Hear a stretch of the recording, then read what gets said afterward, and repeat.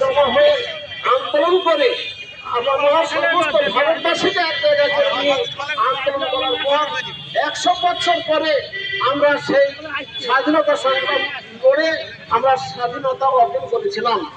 এই সময় যখন ভারতবর্ষ স্বাধীন হয়ে গেছিল, এই জমিয়ত উলামায়ে হিন্দ যিনি আপনার সর্বভারতীয় ছিলেন, সর্বভারতীয় আমাদের যিনি আপনার সভাপতি ছিলেন, তিনি সেই সময় সরকার বাবু যখন আপনার করছিলেন যে আপনার দেশ ভাগ করার চক্রান্ত করছিলেন, আমরা সেদিন বাধা দিয়েছিলাম। আমরা বলেছিলাম যে না, ভারতবর্ষ ভাগ হবে না, ভারতবর্ষ ভাগ হবে না, বিভিন্নভাবে আমরা আপনার বাধা দিয়েছিলাম, কিন্তু সেটাকে আটকানো যায়নি। মাদানী সাহেব হযরত মাওলানা হোসেন মাদানী রহমতুল্লাহ আলাইহি তিনি খুব চেষ্টা করেছিলেন যে আপনার ভারতবর্ষ ভাগ হবে না। ভারতবর্ষ যদি ভাগ না হতো, আজকে গোটা পৃথিবীর মধ্যে ভারতবর্ষ আপনার সুপার পাওয়ার অর্জন করতো, গোটা বিশ্বের আপনার ক্ষমতা এদের হাতে থাকতো এবং গোটা বিশ্বের আপনার ক্ষমতাবান এরা হতো। কিন্তু চক্রান্তকারীরা চক্রান্ত করে ভারতকে আপনার ভাগ করে দিচ্ছিল। মাদানীকে সেই ঘোষণা করা হচ্ছিল।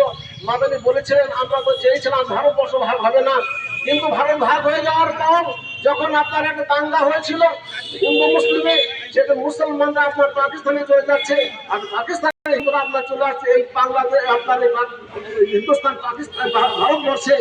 সেদিন মাদানী সাহেব তিনি আপনার ওই সাহারানপুরে আপনার স্টেশনে দাঁড়িয়ে উনি সেখানে দাঁড়িয়ে গিয়েছিলেন এবং বলেছিলেন যে হে মুসলিম ভাই সকল, করে ভারতবর্ষকে ছেড়ে কোথায় চলে যাবে? যেন আমরা যে দেশ থেকে চলে যাই, এই তাজমহল, এই আপনার জামে মসজিদ, এই কবরস্থান, এই ঈদগাহ, এই মসজিদ কে রক্ষা করবে?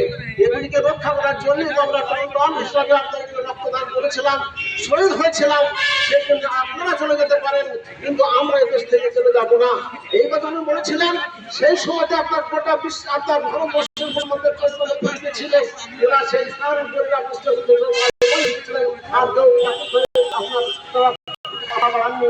আমরা সেই সময় পাকিস্তানকে সমর্থন করিনি। সেই জন্য আমরা ভারতবর্ষকে বেছে নিয়েছিলাম।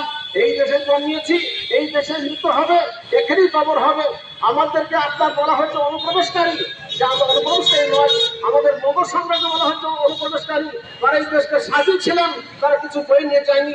এই দেশে চিন্তা করতে এসেছিল, এই দেশকে ধ্বংস করতে এসেছিল ব্রিটিশ সরকার।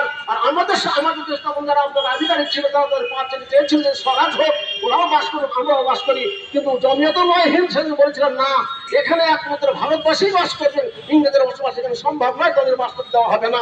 তারা চাটি বাটি গুটিয়ে নিয়ে এই দেশ থেকে চলে গেছিল। এই সেই দেশ ছিল আপনার 15ই আগস্ট আপনার জানেন 1947 সাল।